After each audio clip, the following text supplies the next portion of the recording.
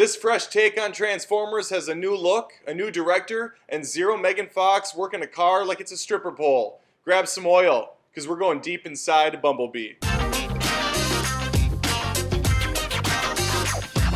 After what feels like 700 Transformers movies, we're going back to the basics. Bumblebee takes center stage here, even though he already had a pretty big chunk of time in the other films. It's like the Wolverine of the franchise, gets his own origin story, even though it's already been a little bit established in previous outings. My boy Sam Witwicky doesn't get behind the wheel this time, nor does Mark Wahlberg. Instead, we have Haley Steinfeld as Charlie, a teenage hot dog on a stick worker slash mechanic, who desperately wants to escape from her family and sad backstory. The screenplay by Christina Hodson really elevates this character in all the right ways. She's a sharp yet flawed individual who makes just as many bad choices as she does good in this 2-hour runtime. Usually in the Transformers movies, I'm just waiting for the next big set piece to occur, but here I was actually invested in Charlie's story. It didn't even bother me when Bumblebee or some of the other characters weren't on screen. Bee does have plenty of time to shine though, and plenty of other Transformers make appearances as the film progresses. There's a big win for the G1 fans out there too, as the models of these machines look far closer to that original cartoon series than ever before. John Cena continues to impress me with his acting chops. He plays Burns, an agent who's been deceived by Decepticons. I mean, it's in the name. Come on, man. Not every character works in this. Charlie's brother, for instance, is a huge disappointment and a complete waste of my time. And he's a damn far cry from Shia as Louis Stevens in his early career. I don't know why I'm so upset about this. It has really no bearing on anything in my life. I guess I'm just sad that Shia is gone. And I couldn't help but miss Sam Witwicky screaming out Bumblebee at the top of his lungs every 10 minutes. But I guess we do have like 9 hours worth of that already, so we're okay. I'm not going to sugarcoat this. I'm a big fan of the first Bayformers. I think Bay did a commendable job bringing these characters to the big screen in epic fashion. Sure, there were plenty of things that could have been improved upon, especially in the design department, but the sounds, the explosions, the scale of it all was really something for its time. And Michael Bay never moved past that time and continued to do the same thing for 4 more films. And now we've stepped back to reality. Oh, there goes gravity.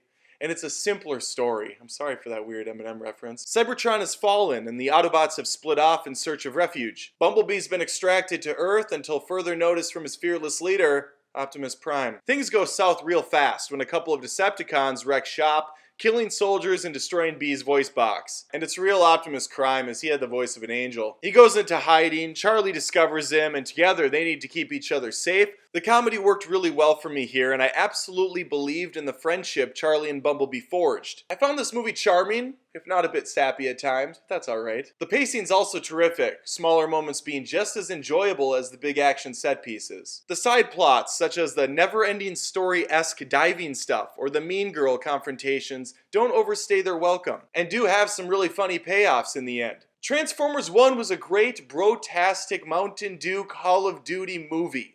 But it needed to change. It was time. And Bumblebee was a great change, one that the whole family could enjoy.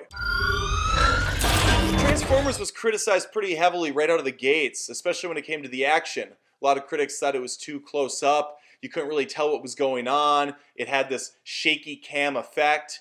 I think it worked. I liked that style. It felt like you were on the ground, witnessing this destruction and carnage from the human's point of view. Bayformers was like playing a round of 8-player Smash Bros. Ultimate. It's glorious madness. Director Travis Knight goes back to this in a more framed fashion. The camera still whizzes around, bullets and shrapnel, getting pulled back and forth like it's strapped to 3 drones at once. The difference being, everything is pretty clear. You can make heads and tails of the machine parts, and the newly refined character models keep that confusion to a minimum. Music is another huge win since the movie takes place in the 80s. That means we get a whole slew of headbangers and even a couple stupid meme references. Anytime Bon Jovi is featured in a movie, it automatically bumps up a letter grade.